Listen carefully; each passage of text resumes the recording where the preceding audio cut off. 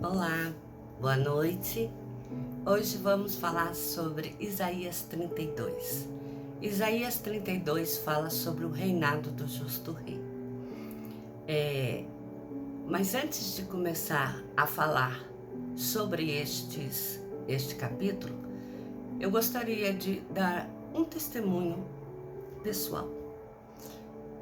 Eu tenho sentido muita alegria em fazer essas lives. A princípio, eu não sei se muitos de vocês me acompanham, eu fazia as lives e eu sei que elas eram bem humildes, eram feitas ali na minha despensa e eu usava um quadro branco.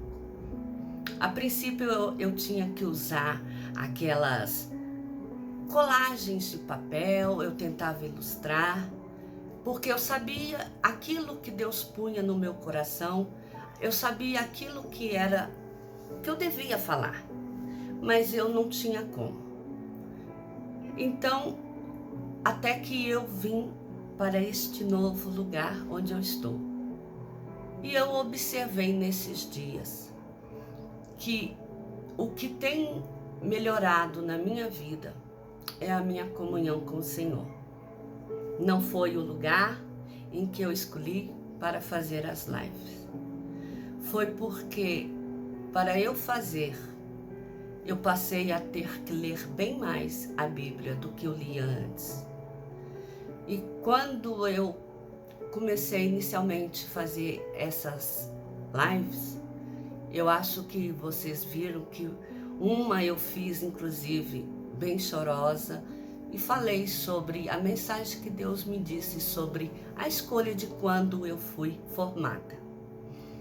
E uma outra live eu fiz expondo do problema que eu tinha passado, que eu tinha ficado inerte na cama, em que até a Ana Esther estava cantando comigo nessa live. E eu sei que eu não tenho deixado eu não tenho perdido a oportunidade de estudar a palavra do Senhor para publicar aqui a mensagem.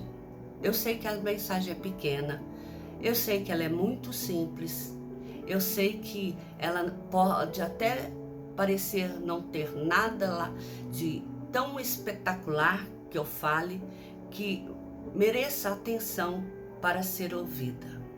Eu sei que existem muitos pastores que são bons de oratória e que têm o dom da palavra e que podem explicar muito bem tudo isso que eu estou dizendo. Mas eu observei uma coisa, que quando eu comecei a fazer essas lives, o Senhor tem tratado com a minha vida. Ela tem servido de cura para o meu corpo e para a minha alma. Ela tem transformado o meu viver.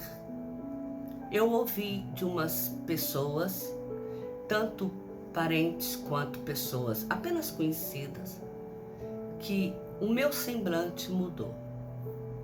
E eu passei a observar no espelho se isso era verdade, se o meu semblante mudou. E eu observei que sim, que mudou. Mudou porque antes havia muita tristeza, havia muita sensação de solidão em mim, embora eu lesse a palavra do Senhor. E quando eu passei a ler, estudar para falar, essas palavras que eu tenho lido, desde aquela que eu falei sobre o Salmo, 2 Salmos, desde que eu falei do livro de Jó, depois do livro de Jeremias e agora sobre o livro de Isaías, a palavra tem criado vida em mim. Eu tenho percebido o tanto que o Deus de Israel, o tanto que o Deus de Judá é um Deus grande e poderoso. Ele é capaz de curar feridas novas, feridas antigas. Ele é capaz de dar uma mensagem que foi para um povo bem há anos, muito atrás. Digamos, há muito mais de 2.000 anos atrás. Por volta de 4, 5 mil anos. e essas palavras servirem de vida nos dias atuais. Principalmente nos dias em que nós temos visto na televisão tanta catástrofe acontecendo. As palavras têm se encaixado como uma luva. Então a gente vê que realmente as palavras do Senhor, elas trazem vida ao nosso coração, elas alimentam a nossa alma. Basta a gente se dispor a ouvir o que o Senhor tem a dizer.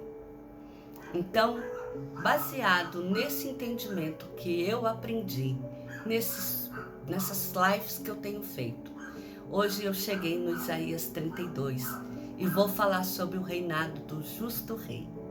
Realmente, Deus é muito justo. Deus é um Deus de misericórdia também. E é por causa dessa misericórdia que Ele é justo.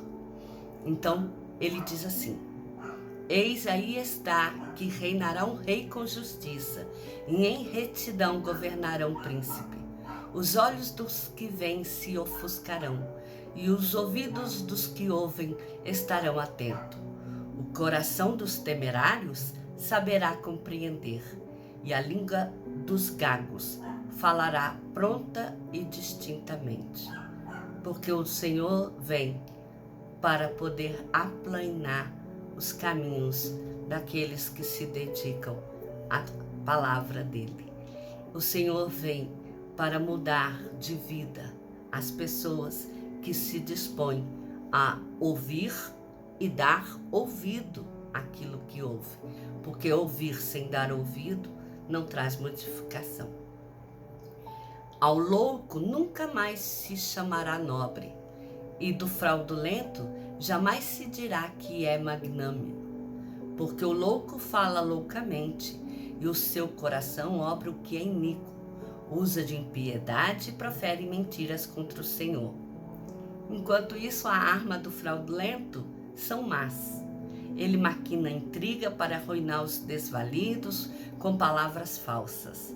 Ainda quando a causa do pobre é justa, mas o nobre projeta coisas nobres e na sua nobreza perseverar. Sim, quando a gente aprende que o Senhor, Ele é justo, a gente deixa de fazer e falar loucuras. A gente deixa de agir de forma fraudulenta, mesmo que sem perceber, e passa a agir com forma mais sábia, mais propensa à retidão. E com isso, no mesmo capítulo, Deus faz uma advertência especial às mulheres de Jerusalém. Levantai-vos, mulheres, que viveis despreocupadamente, e ouvi a minha voz. Inclinai os ouvidos à minha palavra. Daqui a 1 ano e dias vireis a tremer, porque a vindima se acabará e não haverá colheita. E uma vez que a vindima se acabará e não haverá colheita, significa que faltará o pão, faltará o sustento. E uma vez que faltar o pão, faltar o sustento, ela vai ver o seu filho chorar. Ela vai ver o seu pai, os seus irmãos, o seu esposo. Ela vai ver aqueles que ela mais ama padecer. Então, para que isso não aconteça, o Senhor adverte: turbai-vos, vós que estáis confiante, despide-vos e ponde-vos desnuda, e cingi-vos com panos de saco nos lombos. Batei no peito por causa dos campos aprazíveis e por causa das vinhas frutíferas. Não é porque havia algo de errado na roupa delas, não. Mas é porque quando elas se despissem, elas se colocassem desnudas e elas cingissem os seus lombos com panos de saco, elas reconheceriam que elas nada eram. Elas reconheceriam a fragilidade do ser delas e daqueles que dependiam dela para sobreviver naquela cidade, porque as mulheres tinham a tarefa de abastecer a casa no sentido de prover o alimento, uma vez que ao homem era dado a função de vigiar a cidade contra os invasores, a pelejar nas guerras e contra outras nações e terras. E uma vez que as mulheres elas batessem no peito e clamassem a Deus por causa das vinhas, para que elas se tornassem frutíferas, o que aconteceria? Sobre a terra do meu povo virão espinheiros e abrolhos sobre todas as casas onde há alegria, na cidade que exulta. O palácio será abandonado, a cidade populosa ficará deserta. Ofel e a torre da guarda servirão de caverna para sempre, até que se derrame sobre nós o Espírito lá do alto. Então o deserto se tornará em pomar, e o pomar será tido por bosque.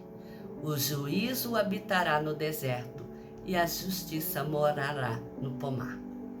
Ofel é uma estreita e arredondada elevação que existe na encosta sul da colina do Templo de Jerusalém, que fica entre Tirepeon e o Vale de Quedron. Se as mulheres rasgarem as suas roupas e se vestirem de saco e clamarem ao Senhor, o Senhor fará com que aqueles espinheiros e aqueles abrolhos que viessem sobre a terra e acabaria com toda a comida e faria com que o palácio fosse abandonado e a cidade ficasse deserta, Deus faria o contrário. Ele enviaria o Espírito lá do alto, e esse tornaria o deserto em pomar, e o pomar num grande bosque.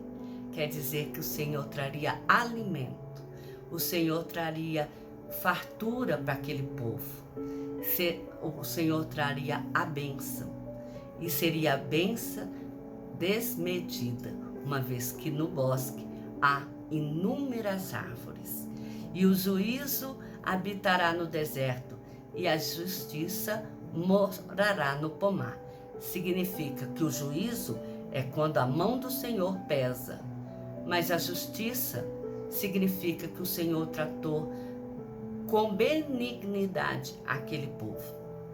O efeito da justiça será paz, e o fruto da justiça, repouso e segurança para sempre.